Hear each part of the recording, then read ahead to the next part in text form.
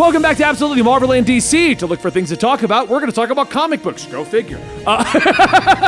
I was just chatting about how, long story short, every morning I meditate for about an hour to 2 hours. I wake up, I get myself a cup of coffee, and then I sit around, and normally with the sunrise and my coffee, I pop on some meditation music and I sketch or whatever. This is not me trying to be pretentious or anything like that. My brain started to get to a point where 24/7 I was connected to, like, I have to look at a screen, I got to play a video game, and I needed some ways to disconnect. So I made it so that every morning I do that till 8. I work out from 8 to 9 or 9:30ish. Then I go to work. And that was a great way to disconnect.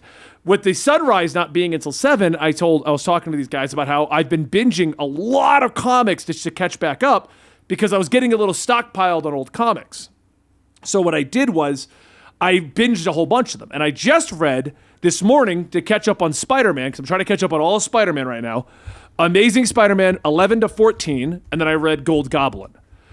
And if you don't know what's going on Amazing Spider-Man, the main line, the art, I'm not a fan of John Romita Jr. I know he's got a huge fan base. I'm just not a fan of his. I feel like all of his faces are the exact same face, and he just doodles somebody else's. True. I hate his line shading. Yeah. Everyone's a square. And this is not a let's diss John Romita Jr. where everyone has a preference when it comes to art. Art is always subjective when it comes to it. He keeps getting hired because he's got fans.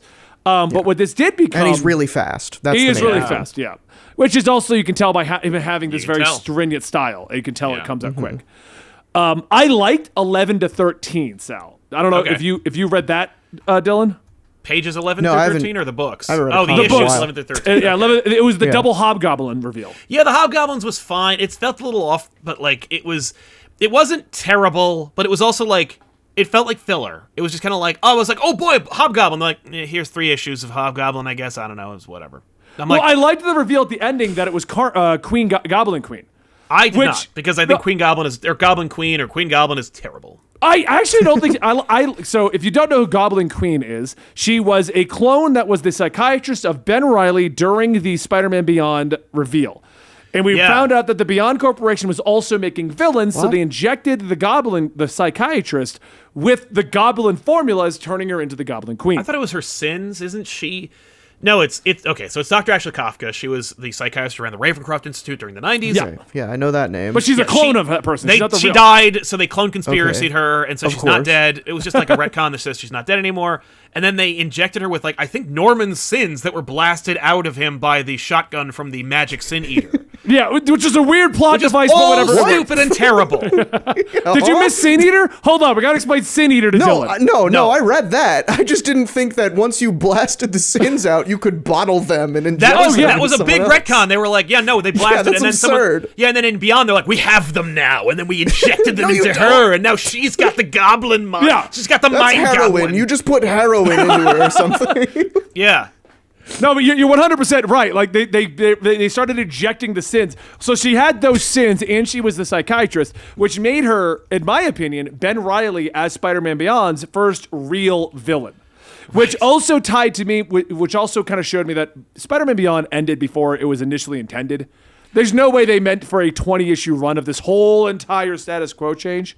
And then just throw it out the window. That definitely, it definitely was just not selling. And they were like, we got to get Peter back in. We gotta do this. That makes sense. So having Goblin Queen, now here's my problem first off with Goblin Queen, revealed to be the one, she's using mind manipulation to make the Hobgoblins work for her basically to get back at Norman. And I texted Andy and I'm like, did she ever even meet Norman? Like, is she against Peter? Because she has nothing to... That's the problem with the Goblin Queen. The concept, in my opinion, I liked her. I thought her power set was kind of cool. She was a good reveal. And Sal, you disagree, and that's fine. But she should be dead with Spider-Man Beyond. Like, that's... Right. That character's gone until she has some reason to interact with somebody else. Yeah. Because the whole thing was she was Ben Reilly's psychiatrist. Right. That was their connection. Yep. So, anyway, she's behind the Hobgoblin conspiracy thing. Yeah. And then we go into, and this is what I want to make a video about, what the fudgesicles are they doing to Ben Reilly? Because issue 14 Opens with him being Chasm, and I'm like, okay, so we're gonna find out how evil he really is. Yeah, He is evil. Give me the Cliff's Notes on Spider-Man Beyond real quick, because I didn't read any of that. I know Ben Reilly was in the Spider-Man seat for a while. Do you want to give the Cliff Notes, or should I? Al? Well, I liked it a lot. The takeaway from Spider-Man Beyond was they used magic, like they used fake science fiction technology to like rob him of certain memories and certain other things to make him complacent and part of the deal. In the end, they tell him they'll give him all his memories back by using this this helmet, but it's suspicious and it might also just kill him.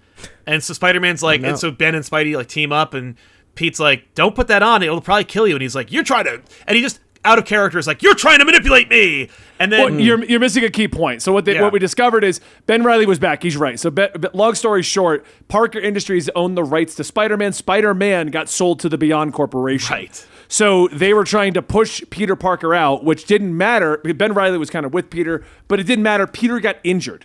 Yes. So he couldn't do anything. Right. Peter got conveniently injured. Right. It was a conveniently injured that he couldn't get out of it, and there was a whole thing. Like it was a lot of like, there's a MacGuffin why he's still out. But anyway, and then he's right. Then Ben Reilly took over, but what we discovered is Beyond Corporation was evil. Go figure. Yep.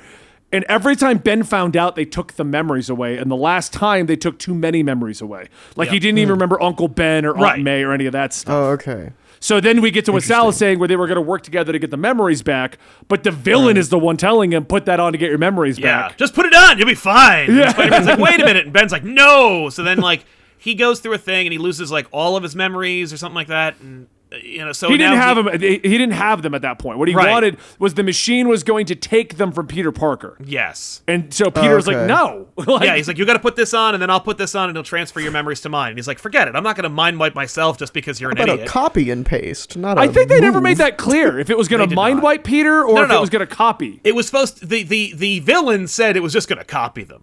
Right. Okay, but we all knew it was going to mind wipe Peter. It was going to. Well, Spider-Man thought they were going to mind wipe them. I'm sure in a retcon they'll say, no, the villain was being altruistic for no reason. That way Spider-Man looks like an idiot. Like, that's what they do. So Ben was mad at Peter, and he's like, you robbed me of my identity and my memories, and now I'm with Janine or whatever, and she doesn't, like, I don't remember her either, but she's with me when I'm with her anyway. It was horrible. It was horrible.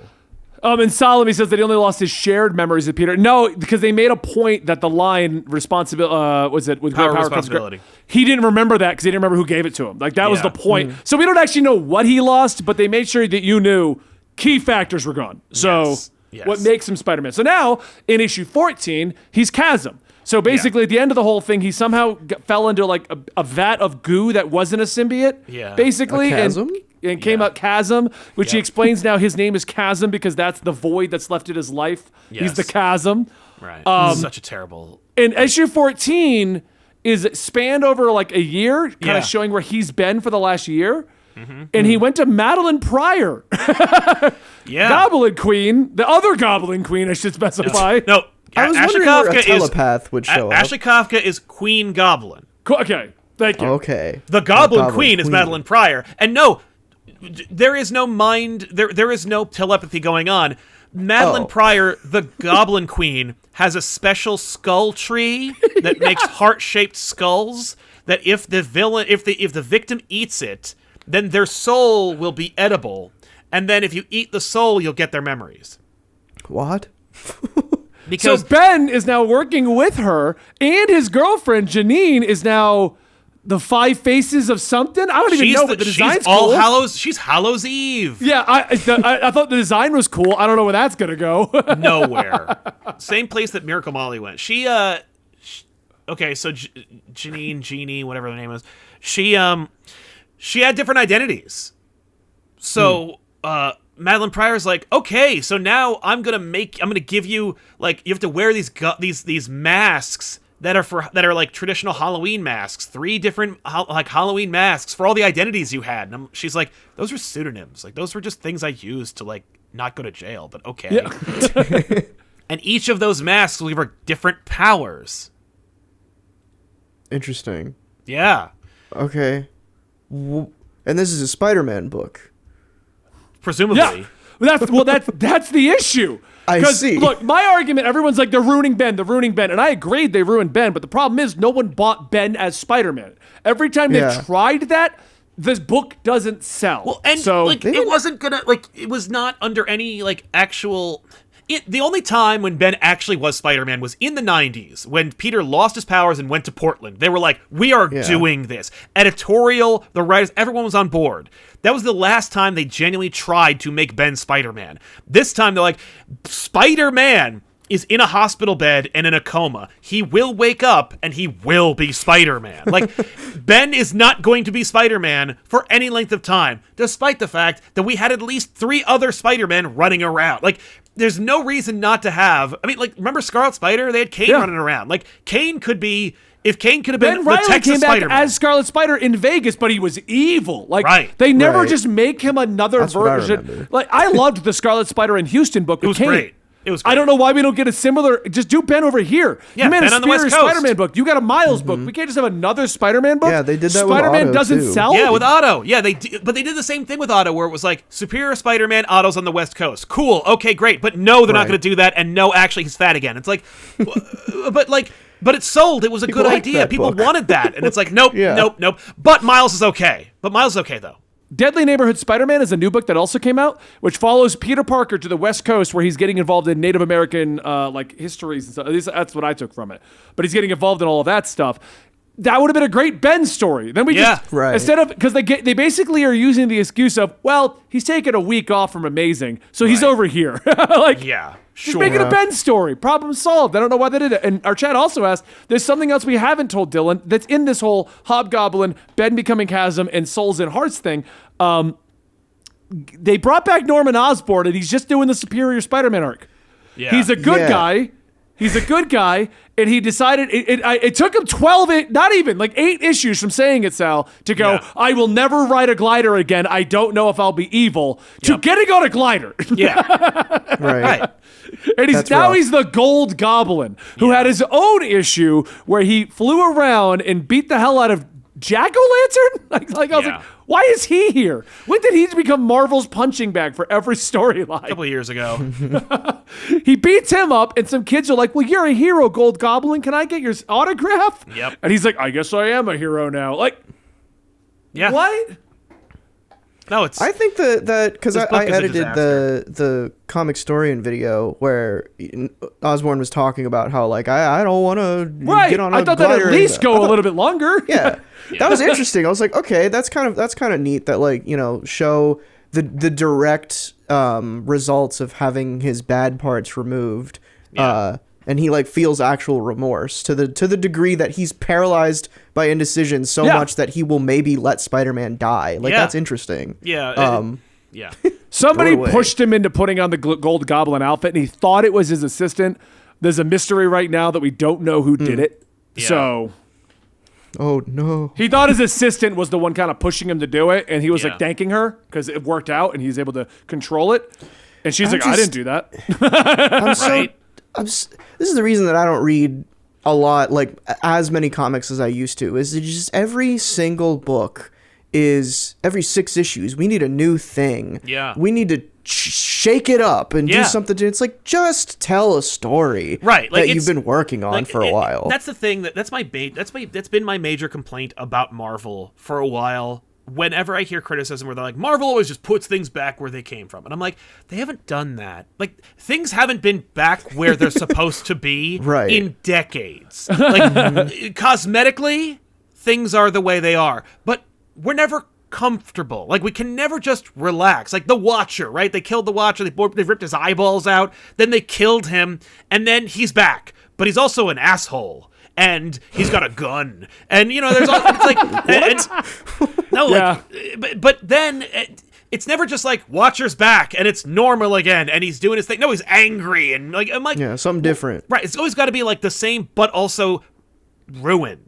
You know what I mean? It's also if the complaint is so common of Marvel always puts stuff back, then the flip side of that is that they're always changing things, so they Yes. need to put that stuff back. Exactly, because, nothing ever lasts because That's it's the unrecognizable. problem. That's the problem. Right. Is that, every book is just completely unrecognizable, or you get one issue where it's like Spider-Man catches a purse snatcher, but also, you know, there's this new villain who is never just a new villain. It's always like, I took a character from over here and I ruined them. Yeah. Remember this thing? You don't, but I do, because I read a wiki That's entry. why I think when is Flash Thompson's Asian ex-girlfriend Shashan gonna be turned into a supervillain? like until Where is Flash Thompson?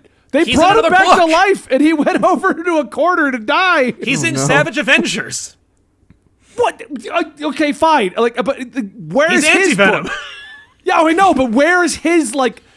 It's not like Agent Venom never sold, or Right. you know, like no, they don't think about that's that. fair. Like, it's funny because like you can't even say that like Marvel won't publish it because it won't sell, because Marvel also publishes like 3 times as many books as DC. Like, if you want to flood the market, flood the market with books people want to read. Yeah.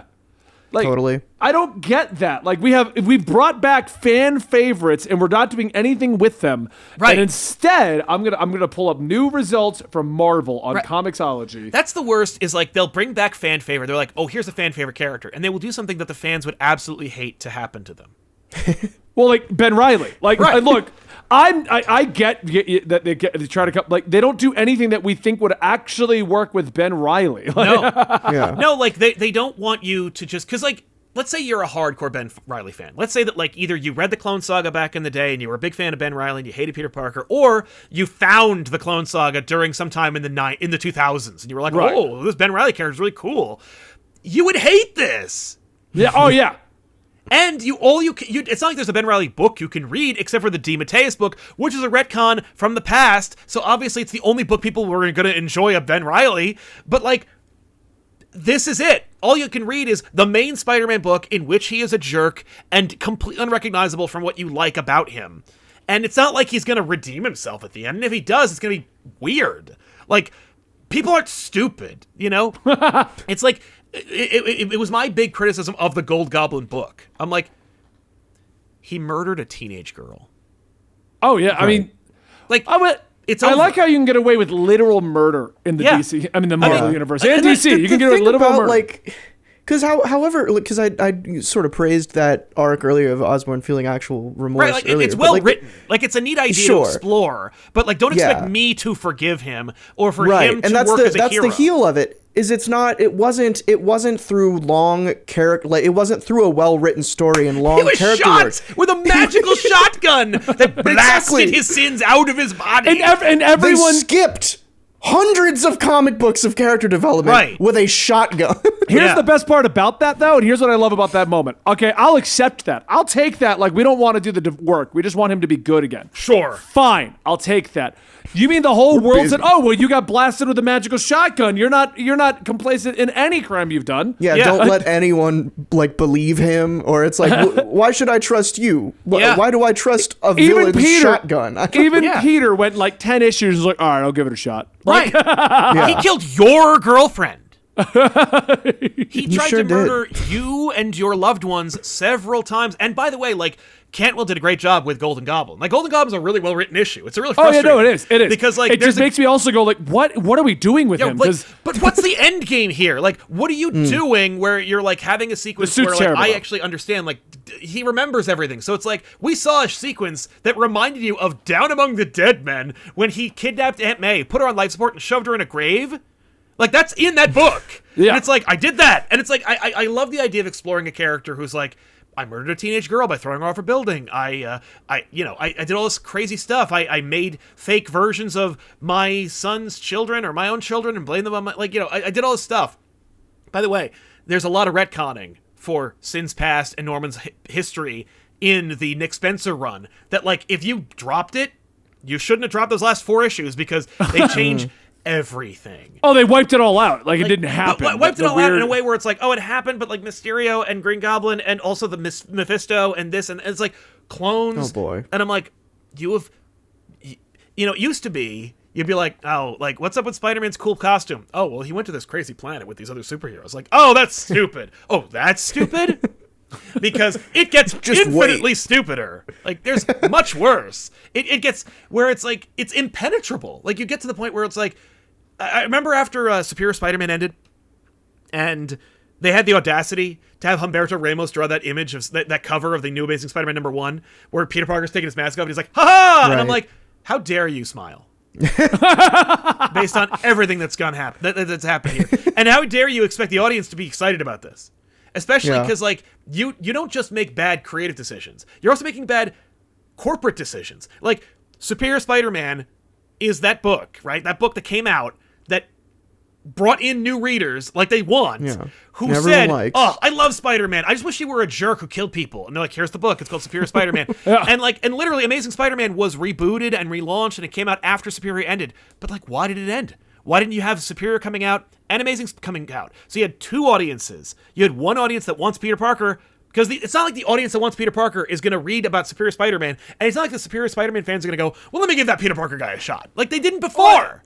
I mean, that's been my argument since the beginning with the comic market, even the movie market and everything like that. We go so hard in one direction that my analogy has always been, if you go to your favorite restaurant, you get your favorite meal, and then they swap the entire menu out, you have no mainstays. If you don't like Superior, you can jump on Amazing, but you can't because they get rid of it. Right, because why would I read that? I only read it for that character you got rid of. Yes. And then by the time they did bring him back, the audience had already left because they were like, "Well, I'm not going to read that. I'm not. You already told me you don't want my business." Yeah.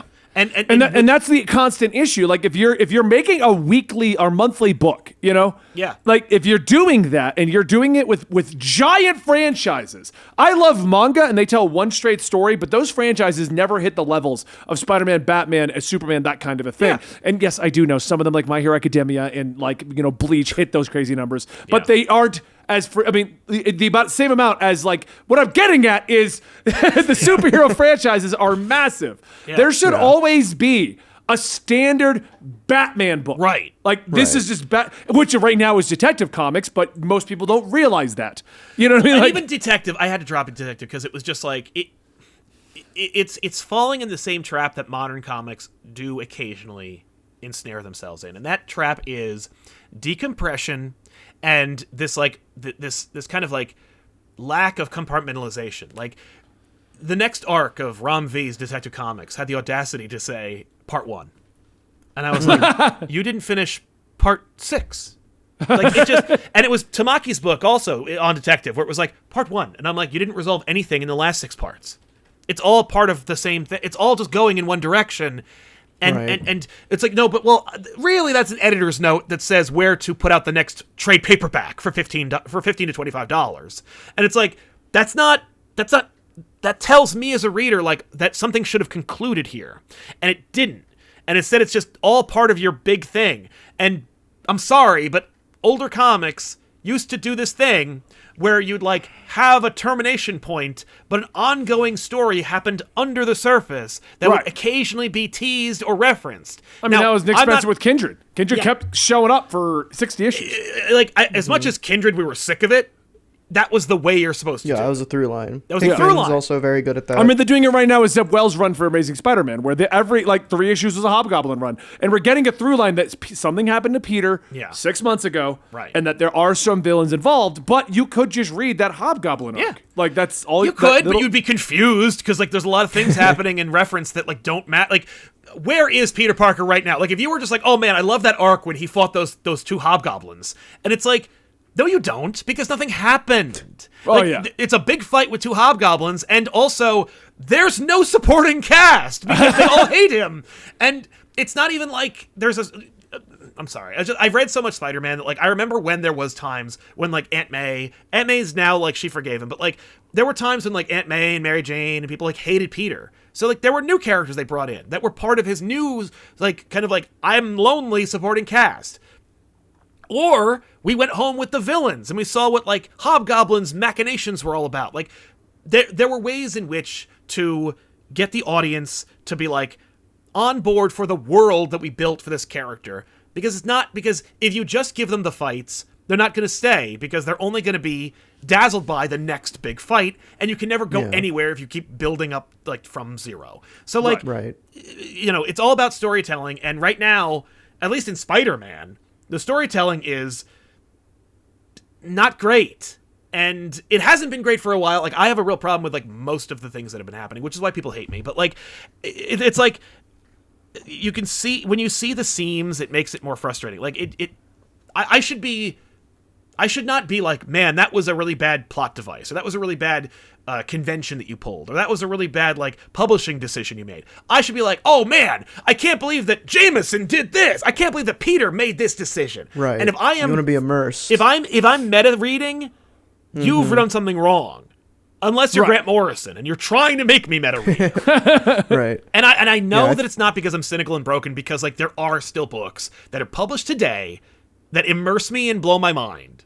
It's not like because the problem is a lot for me is it's indie books. Yeah. Because the problem we're running into now is like there's a corporate hold, but there isn't a corporate hold. Right. And so what's got me more excited right now, Radiant Black. What's got me more excited right now, Turtles. Even though a lot of people hate the new spin it's taking, it's still going in a direction. Yeah. You know what I mean? Like, I love the Power Rangers comics. Like that's the stuff that gets me excited, because what you're saying, like they were just falling into the same traps all the time.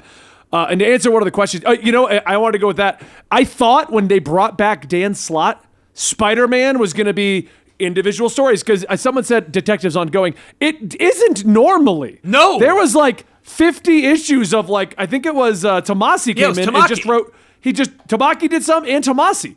Peter J. Tomasi came in. Did Tomasi had detective. Yeah, that's true for a while. And what they did was they would do 3 to 6 issue stories that ended, and they may have referenced something in Batman, but they did not. There was no through line. It was not a saga. Yeah, it was just like, hey, Batman's teaming up with Batgirl here, and we're gonna go do this. Oh, yeah. Joker War was crazy, wasn't it? What are we doing right now? That's what it was. Right. Absolutely. No. And I thought when they brought back Dan Slott, that Zeb Wells' Amazing would be the ongoing saga.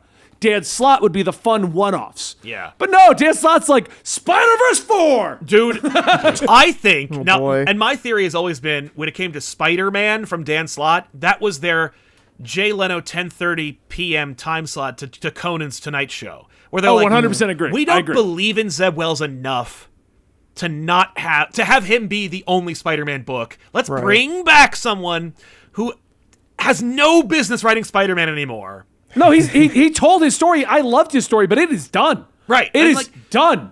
And he has moved on. And I thought the exact same thing when I saw they're bringing back Dan Slott for Spider-Man. And bagging on art?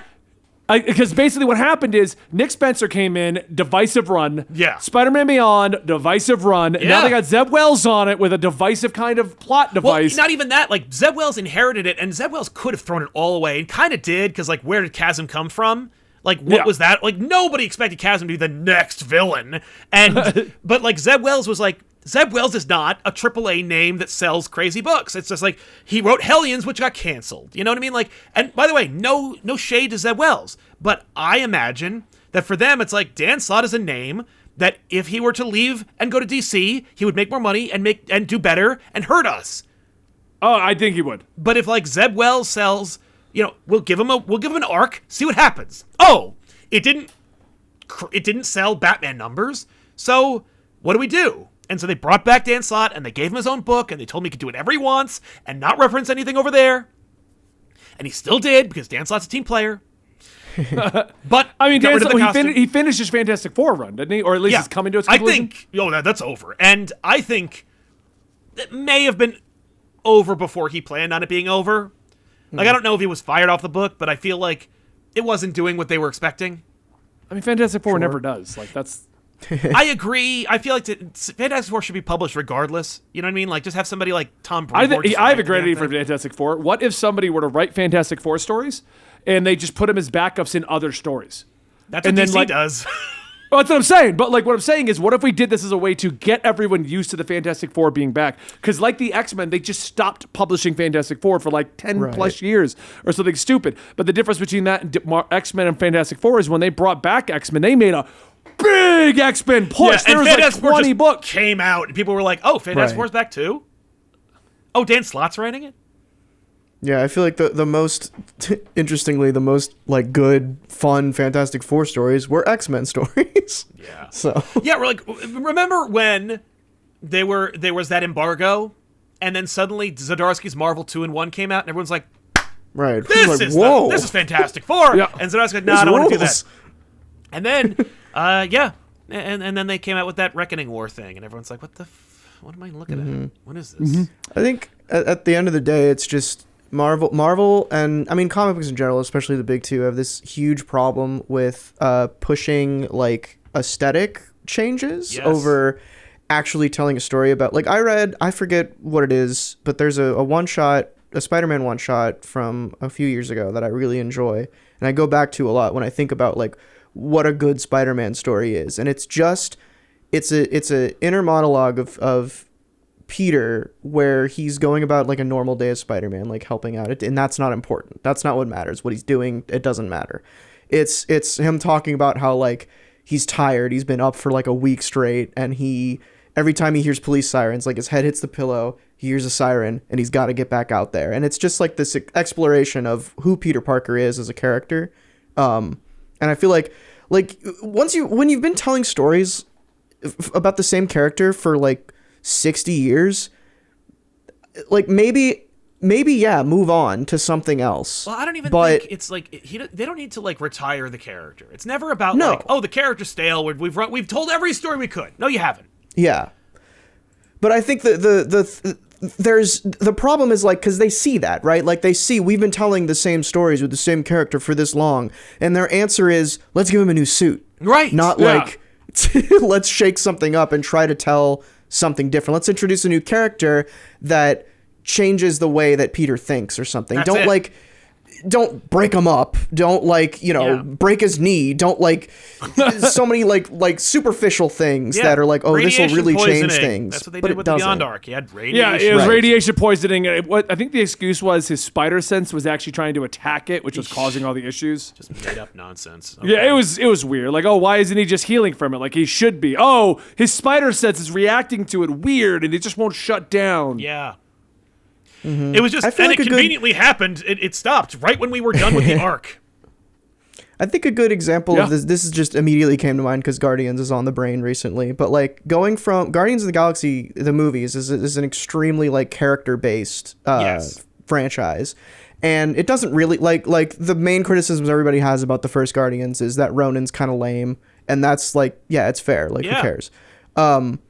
And then Guardians 2, like you could have just had the villain be Ego, and they're here to stop Ego from like blowing up the universe or whatever. But Ego is Peter's dad, and that creates like an interesting character moment that was set up in the first one. Yep. And that's a change that is a superficial change that is motivated by character. Yeah. And there's such a lack of that in comics nowadays. The best Spider-Man characters are the best Spider-Man stories are character based. Like everyone loves. I mean, I literally just watched Spider-Man 1 again, and it was like, it's about this kid and it's about a guy and this dude who just wants him to be his son. Like that's the whole thing. Like it's so tame by comparison to everything else, where it's like everything, and I'm like, like the best Spider-Man story should be about him being like, will he be with this girl? Will this dude who like cares about him respect him? Like, I don't know. Let's find out. Thinking of that, I kind of like the direction that Zeb Wells is going, where he's asking out Black Cat. That's the relationship I want. I know. I know you want classic Mary Jane, but I just want. Can we actually explore the Black Cat relationship for once? Like, because it's always been a will they, won't they? Oh no, they won't. And they did. Like they were for a while. When were they actually together? In the 80s. Yeah, the 80s, right? But like again, there was always something. It wasn't like he didn't take her because there was no proms back. Like he was already in college, but like he didn't take. I don't even know if she's met Aunt May once.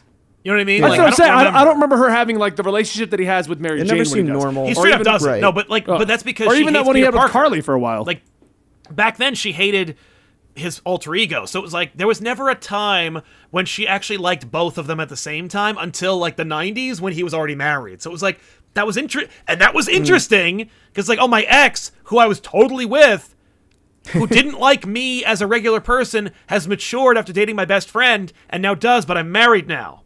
Like, that's a thing.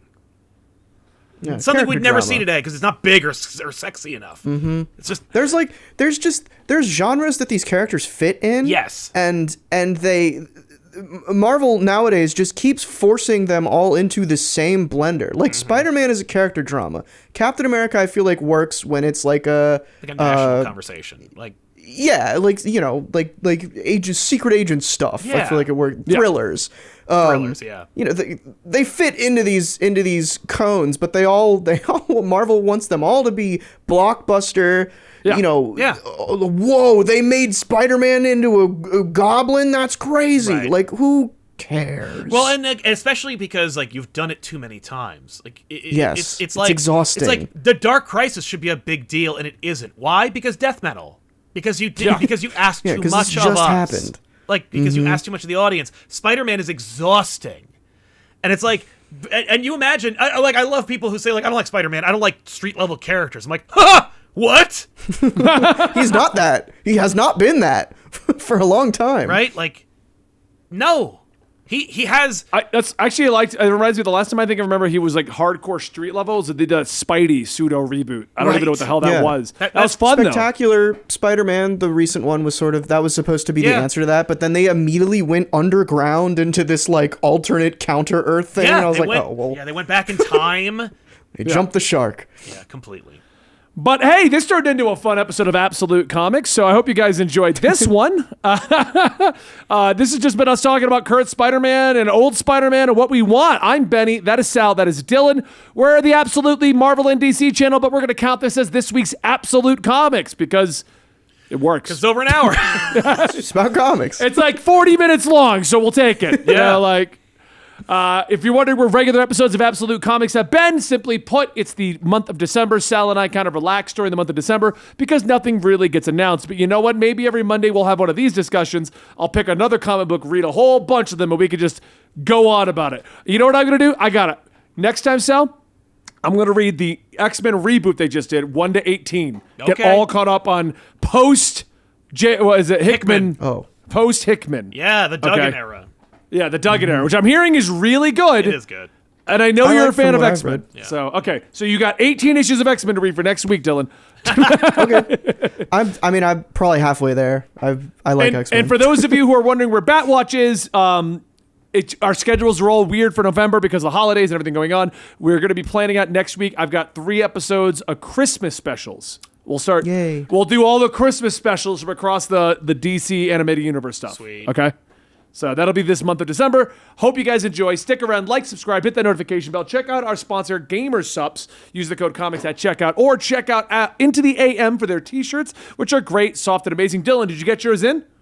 I did. Are they They're soft? in my closet. They are very soft. Yeah, you're supposed to wear them on here. Supposed to wear. I forgot. Yeah. I'll wear them next time. But use the code down below, code absolutely, and you can get yourself a discount over there. We love both of these sponsors; they're great. These are 2 sponsors I praise up and down because I actually use all their products. So Yeah. all the reason I'm not wearing an AM shirt is I'm wearing the Gamersup shirt. So I literally just wear the other sponsored shirt. Like, all right, guys. Hope you enjoyed. Check back next week for our discussion on X-Men for the Absolute Comics filler month. This is our filler month. Sal. Indispensable. What? Don't call it filler month. It's filler month. Well, people like this. We'll just do this from now on. We'll talk comics. Just be like, this is the show, and then see what happens. Remember back in the day when we did a show called The Weekly Pull-Up? We just talked about comic releases? Yes. All right, we'll talk to you guys next time.